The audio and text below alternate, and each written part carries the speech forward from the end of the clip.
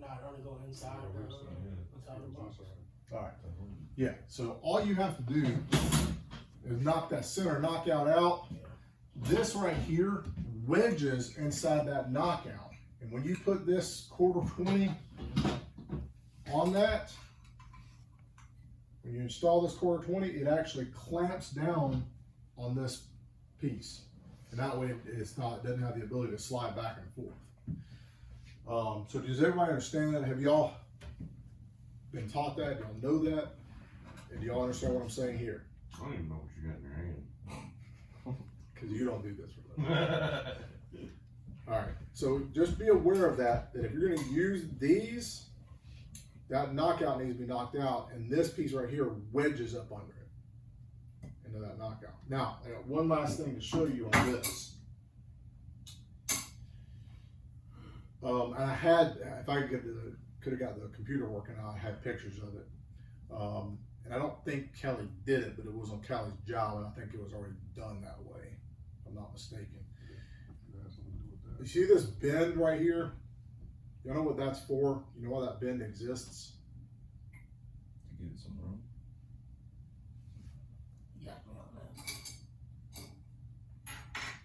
It's designed for a shallow box or a deep box. Oh, that's dope. I didn't know that before. Yeah.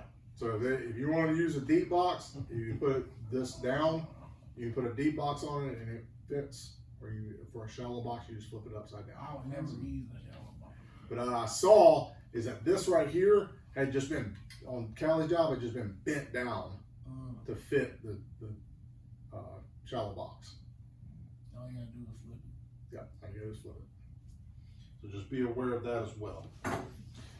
Last thing, I'm gonna pick on somebody specific. But we're not gonna name names, we're gonna use a pseudonym. We're gonna name him Dustin Fulmer. Dustin Fulmer. Dustin Fulmer. And what Dustin did, Dustin ran a piece of MC cable exposed. We had a conduit, and I wish I had the picture. We had a conduit, a piece of 1/2-inch conduit already existing, a box here, and then from the box, and again exposed on a wall, just kind of like this one, we came out with a piece of MC cable and dropped down into a box. What should we have done? Pipe. Pipe. Correct. Pipe. Why? Looks better. Yeah. Yeah. Is there a code that requires it? No. It's not a code. This is just a Georgia Central thing. You can get away with it. The only thing I noted on there as far as code wise, how far from a box do you strap a piece of MC cable? 12 inches. What? 12 inches, baby. What's that? A foot, 12 inches? A foot, yeah.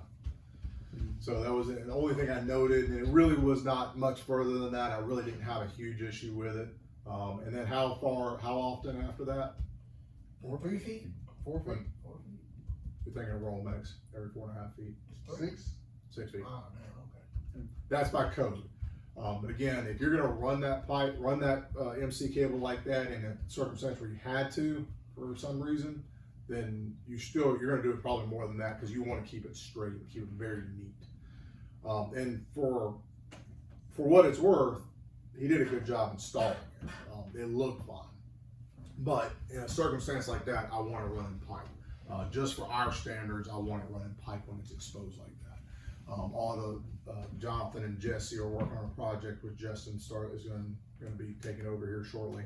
All exposed, all running pipe. We've put in lights that all going to be. Rose had kind of led a little project where we used MC cable, but it looked very neat. It was done very neatly, and it was all in the ceiling, and all the other lights were already running MC cable. So I don't have an issue with it. But when it comes to what we're doing, we're running everything in pipe. So that's it for me on all that stuff.